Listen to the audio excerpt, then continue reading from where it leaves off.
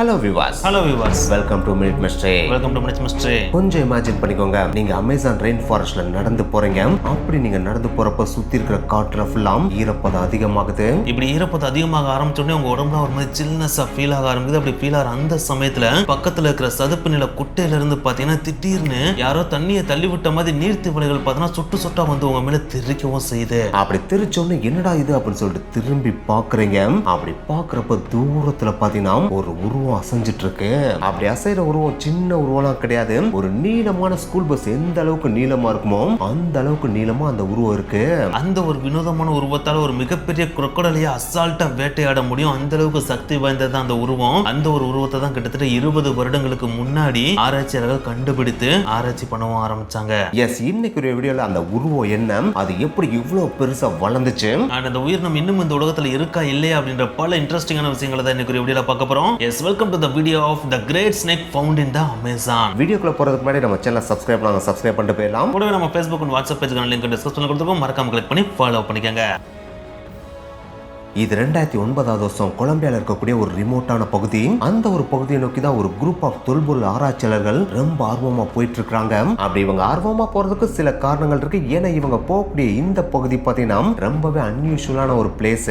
ஏன்னா நார்மலா தொல்பொருள் ஆராய்ச்சியாளர்கள் எங்க போவாங்கன்னு பாத்தீங்கன்னா டெசர்ட், வறண்ட நிலப்பகுதி, இல்லாட்டினா ஃபாசில் மியூசியம் இருக்கு பாத்தீங்களா, அந்த மாதிரியான இடத்துக்கு தான் போகவே செய்வாங்க. ஆனா இப்ப இவங்க போயிட்டு இருக்கிற இந்த ஒரு பகுதி பாத்தீங்கன்னா இவங்க யூஸ்வலா போகக்கூடிய பிளேஸே கிடையாது. அதுக்கு கம்ப்ளீட் ஆப்போசிட்டா ஒரு நிலக்கரி சுரங்கத்தை நோக்கி தான் போயிட்டு இருக்காங்க.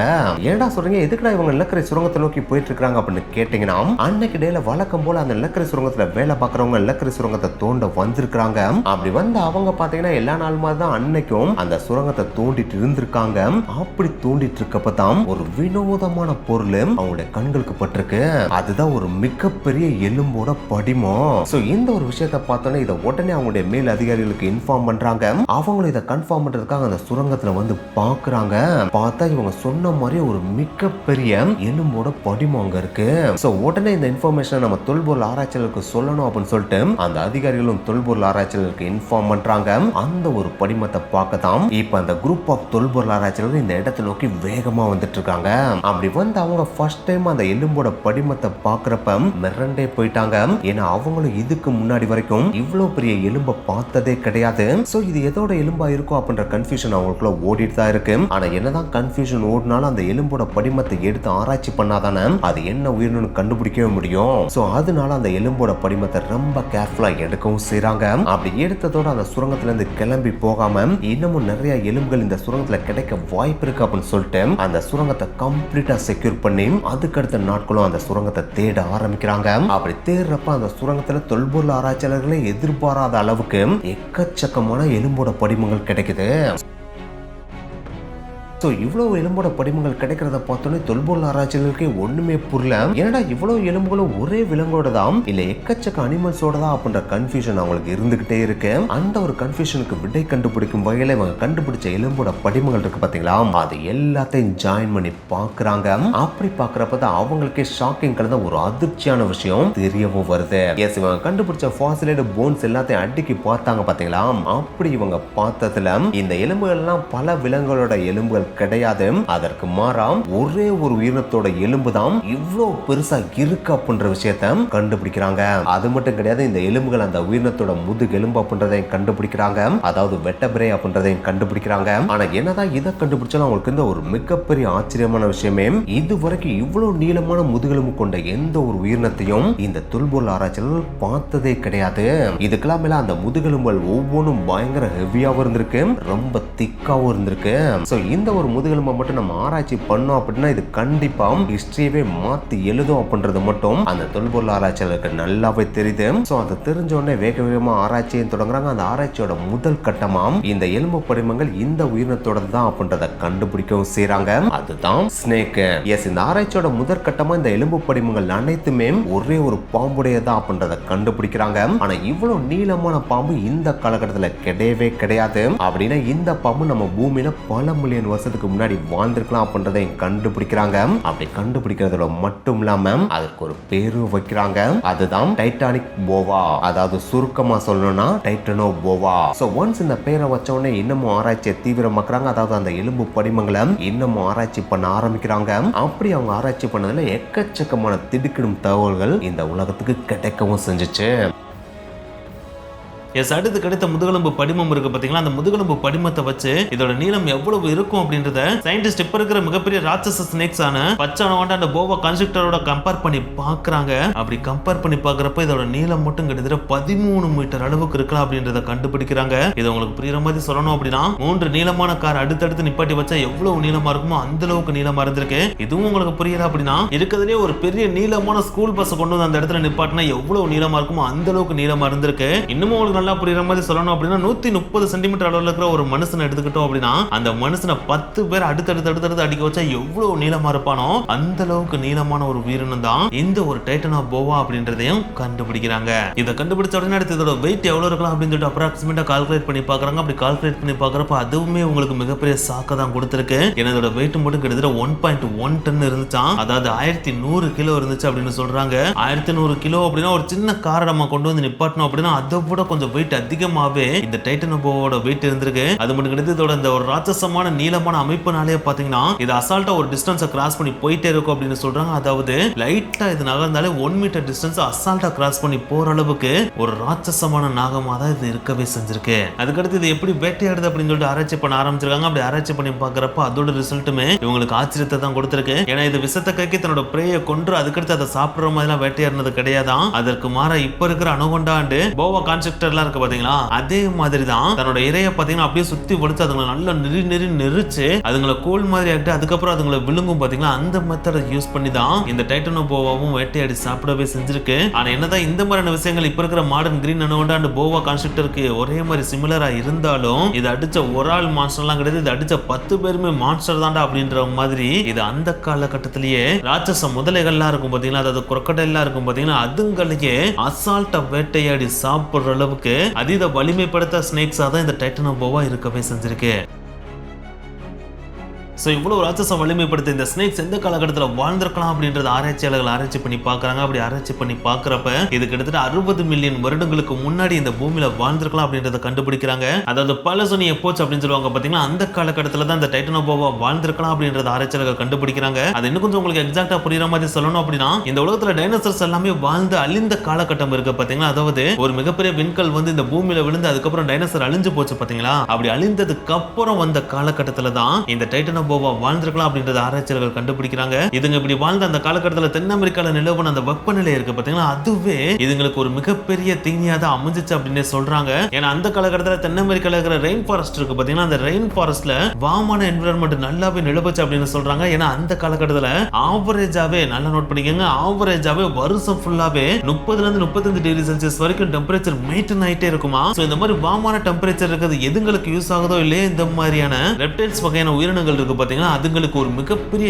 தீனி அப்படின்னு சொல்லலாம் அப்படின்னு சொல்லிட்டு ஆராய்ச்சியாளர்கள் சொல்றாங்க. ஏன்னா இந்த மாதிரி வாமான டெம்பரேச்சர் கண்டினியூஸா வருஷம் ஃபுல்லா மெயின்டைன் ஆச்சுன்னு வச்சுங்களேன், அதுங்களோட growth பாத்தீங்கன்னா அப்நார்மலா இருக்குமா, அதாவது அதுங்களோட வளர்ச்சி அப்நார்மலா இருக்கும் அப்படின்னு சொல்றாங்க. அந்த ஒரு அப்நார்மலான வளர்ச்சினால தான் இந்த டைட்டனோ போவா செம்ம லென்த்தா செம்ம மான்ஸ்டரா அரக்கன் மாதிரி வளர்ந்திருந்திருக்கு அப்படின்னு ஆராய்ச்சியாளர்கள் சொல்றாங்க.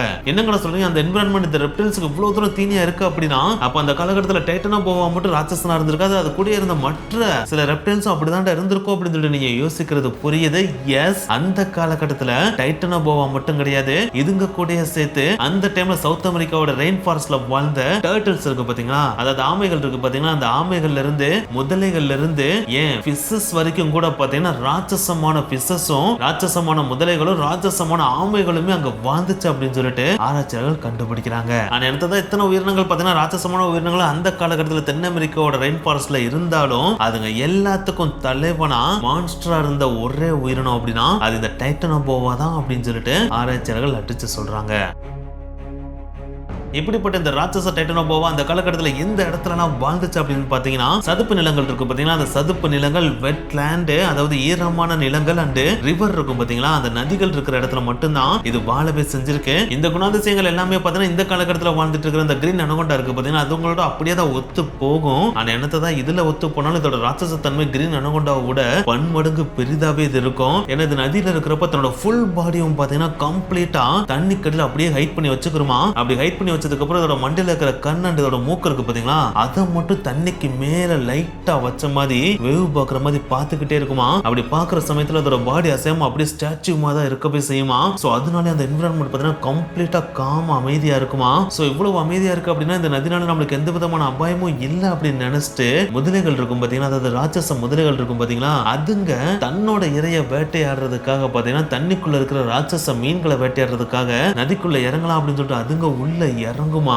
அப்படி இதுங்க ஒன்ஸ் இறங்குறது அந்த டைட்டனோபோவா மட்டும் பாத்துருச்சு அப்படின்னா அதாவது அந்த நதிக்குள்ள முதலைகள் கால் எடுத்து வச்சு உள்ள வந்த உடனே டைட்டனோபோவா கொஞ்சம் கூட யோசிக்காம ஃபிராக்ஷன் ஆஃப் செகண்ட்ல அதோட பாடியை சரட்டுன்னு வேகமா மூவ் பண்ணி அந்த முதலையை சரட்டுன்னு சுத்தி வளைச்சு வித்தின் மினிட்டுக்குள்ள பாத்தீங்கன்னா அந்த முதலையை சுருட்டு நசுக்கி அதோட ரத்த ஓட்டத்தை கம்ப்ளீட்டா பிளாக் பண்ணி அதுங்களை சுயநிலைமை இழக்க வச்சிருமோ அதாவது மயக்க நிலைமைக்கு கொண்டு போயிருமோ. ஒன்ஸ் அந்த ஸ்டேஜுக்கு கொண்டு போன உடனே அப்படியே ஆணு வாயப்படுது அந்த ராட்சச முதலையவே தன்னோட வாய்க்குள்ள முழுங்கி உடம்புக்குள்ள கொண்டு போற அளவுக்கு செம்ம கொடூரமான ராட்சசனாதான் இது அந்த காலகட்டத்துல வாழவே செஞ்சிருக்கு. சோ இதுகளோட இந்த ஒரு இன்கிரெடிபிளான ஹண்டிங் மெத்தட்னாலே பாத்தீங்கன்னா அந்த காலகட்டத்துல வாழ்ந்த இந்த ராட்சச முதலைகள் கூட பாத்தீங்கன்னா தன்னோட இறைய பிடிக்கிறதுக்காக தண்ணிக்குள்ள இறங்குறதுக்கே பயந்துருக்கலாம். ஏன் இறங்குறதையே அவாய்ட் பண்ண ட்ரை பண்ணிருந்துக்கலாம் அப்படின்னு சொல்லிட்டு ஆராய்ச்சியாளர்கள் சொல்லவும் செய்யறாங்க. சோ இந்த அளவுக்கு ஒரு பவர்ஃபுல்லான பிரெடிட்டரா தான் அந்த காலகட்டத்தில் இந்த டைட்டனோபோவா சவுத் அமெரிக்கா ரெயின் ஃபாரஸ்ட்ல டாமினேட் பண்ணி வாழ்ந்துட்டு வந்துச்சு.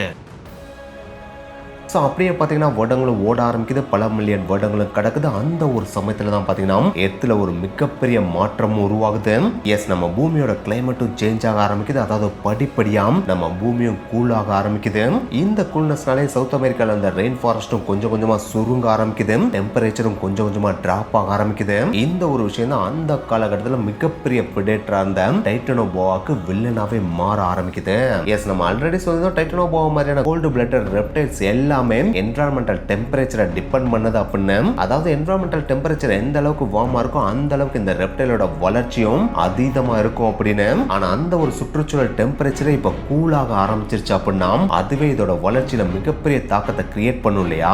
எஸ், அதுதான் அந்த காலகட்டத்தில் சவுத் அமெரிக்காவோட ரெயின் ஃபாரஸ்ட்ல நடக்கவும் செஞ்சுச்சு.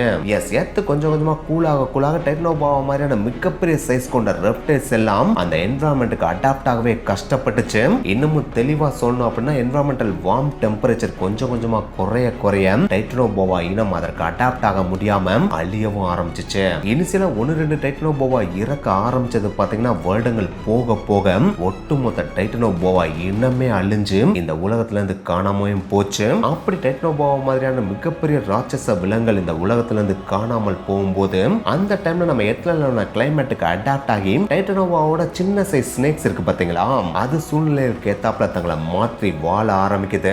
அப்படி வாழ ஆரம்பிச்ச அந்த ஸ்னேக்ஸ் தான் இப்ப வரைக்கும் கூட இருக்கிற கிரீன் அனகோண்டா அண்ட் ரெட்டிகுலேட்டர் பைத்தானா இருக்கலாம் அப்படின்னு சயின்டிஸ்ட் சொல்றாங்க. அதுக்காக அந்த கிளைமேட்டுக்கு அடாப்ட் ஆகி வாழ்ந்த அந்த ஸ்னேக்ஸ் கண்டிப்பா கிரீன் அனகோண்டா ரெட்டிகுலேட்டர் பைத்தானா தான் இருக்கும்னு சயின்டிஸ்ட் அடிச்சு சொல்லலாம். மேபி இருக்கலாம் அப்படின்னு தான் சொன்னாங்க. ஆனா எது எப்படியோ அந்த டைம்ல அதாவது கிளைமேட் கூல் ஆன அந்த டைம்ல இந்த உலகத்தோட மிகப்பெரிய மான்ஸ்டர் அந்த காலத்துல இருந்த டைட்டனோபோவா இனம் மட்டும் அழிஞ்சிருச்சு அப்படின்னு சயின்டிஸ்ட் அடிச்சு சொல்றாங்க. அப்படி அழிஞ்ச அந்த டைட்டனோபோவோட முதுகெலும்பு படிமங்களை தான் 2009 வருஷம் கொலம்பியால இருக்க அந்த நிலக்கரி சுரங்கத்துல கண்டுபிடிக்கவும் செஞ்சாங்க. ஆனா என்னதான் ஒரு பக்கம் சயின்டிஸ்ட் இப்படி சொன்னாலும் இந்த ஒரு கேள்வி மட்டும் இன்னமும் இந்த உலகத்துல நீடிச்சுட்டே தான் இருக்கு. அதுதான் இன்னமும் அமேசான் ரெயின் ஃபாரஸ்ட்ல டைட்டனோபோவா வாழுதா இல்லையா அப்படின்ற கொஸ்டின். இந்த ஒரு கேள்வின்றதுக்கு பல காரணங்கள் இருக்கு. அதுல முக்கியமான சில காரணங்களை பார்க்கணும் அப்படின்னா ஃபர்ஸ்ட் அந்த லோக்கல்ல வாழ்ற மக்கள் இருக்காங்க பாத்தீங்களா அந்த மக்கள் அனகோண்டாவோட மிகப்பெரிய பாம்போல நாங்க நேரடியாவே கண்களால பார்த்திருக்கோம் அப்படின்னு சொல்லிட்டு அடிச்சு சொல்றாங்க. அண்ட் அந்த மாதிரியான ராட்சச பாம்புகளுக்கு எங்களோட மூதாதையர்கள் எக்கச்சக்கமான புராண கதைகள் சொல்லிட்டும் போயிருக்காங்க அப்படின்னும் அவங்க சொல்றாங்க. இவங்க இந்த மாதிரி சொல்றத கேட்டோடனே சயின்டிஸ்ட் எல்லாருமே வந்து என்னது அனகோண்டாவோட மிகப்பெரிய பாம்புகளை அவங்க பார்த்திருக்காங்களா? அப்படி பார்க்கிறதுக்குலாம் வாய்ப்பே கிடையாது. ஏன்னா அனகோண்டாவோட பெரிய பாம்பு இருக்கு அப்படின்னா அது கண்டிப்பா டைட்டனோபோவாவா தான் இருக்கணும். ஆனா அந்த ஒரு டைட்டனோபோவா இந்த காலகட்டத்தில் வாழ்றதுக்கு வாய்ப்பே கிடையாது. ஏன்னா இந்த காலகட்டத்தில் அமேசான் ரெயின் ஃபாரஸ்ட்ல இருக்கிற வெப்பநிலை கண்டிப்பா டைட்டனோபோவா வாழ்றதுக்கு ஏற்ற சுச்சுவேஷனை கிரியேட் பண்ணியும் தராது. அதுங்களால வாழவும் முடியாது. சோ அந்த இனமே கம்ப்ளீட்டா அழிந்து போயிருச்சு. இவங்க சொல்றதெல்லாம் வெறும் கட்டுக்கதை அப்படின்னு சொல்லிட்டு சயின்டிஸ்ட் இதை மறுக்க தான் செய்யறாங்க. ஆனா என்னத்தை தான் சயின்டிஸ்ட் இந்த மாதிரி இவங்க ஃபேக்ட் அண்ட் ரியாலிட்டியை வச்சு மறுத்தாலும் அந்த லோக்கல்ல வாழ்ற மக்கள் அந்த ரெயின் ஃபாரஸ்டுக்குள்ளே வாழ்ற மக்கள் இல்லையா? அதுவும் இல்லாம அமேசான் ரெயின் ஃபாரஸ்ட் அப்படின்றது ஒரு சின்ன காடுலாம் கிடையாது. அது எவ்வளவு பெருசா பறந்து விரிந்திருக்கும் அப்படின்றது நம்ம எல்லாருக்குமே தெரியும். சோ அவ்வளவு பெரிய அமேசான் ரெயின் ஃபாரஸ்டுக்குள்ள மனிதர்களோட கால் தடமே படாத பகுதிகள் எக்கச்சக்கமா இருக்கதான் செய்யுது. சோ ஒரு இடத்துல மனிதனோட கால் தடமே படல அப்படின்னா அந்த இடத்துல என்ன உயிரினங்கள் இருக்குன்றத கூட மனிதனால யூகிக்க முடியாது இல்லையா? அதற்கு சான்றா இது நாள் வரைக்குமே ஒவ்வொரு வருஷமுமே அமேசான் ரெயின் ஃபாரஸ்டோட டீப் ஜங்கிள்ல இருந்து புது புது விதமான விலங்குகள் அண்ட் உயிரினங்களை சயின்டிஸ்ட் இப்போ வரைக்கும் கண்டுபிடிச்சிட்டு தான் இருக்காங்க. சோ இப்படி ஒவ்வொரு வருஷமும் புதுசு புதுசா ஒவ்வொரு விதமா கண்டுபிடிச்சிட்டு இருக்கிற இந்த ஒரு சமயத்துல நம்ம பார்க்காத ஒரு விஷயத்தை, அதுவும் டீப் ஜங்கிள்குள்ள பார்க்காத ஒரு விஷயத்தை இல்லன்னு அடிச்சு சொல்லிட முடியாது இல்லையா? சோ அதன்படி பார்க்கறப்ப மேபி நம்ம எக்ஸ்ப்ளோர் பண்ணாத டீப் அமேசான் ஜங்கிள்குள்ள இந்த டைட்டனோபோவா வாழலாம் அப்படின்னு சொல்லிட்டு அந்த லோக்கல்ல வாழ்ற மக்கள் பாத்தீங்கன்னா அடிச்சு சொல்றாங்க. இதை நாங்க வெறும் வாயால சொல்லல, கண்களால பார்த்ததான் சொல்றோம். அது வாழுது அப்படின்னேவும் சில பேர் அடிச்சும் சொல்றாங்க.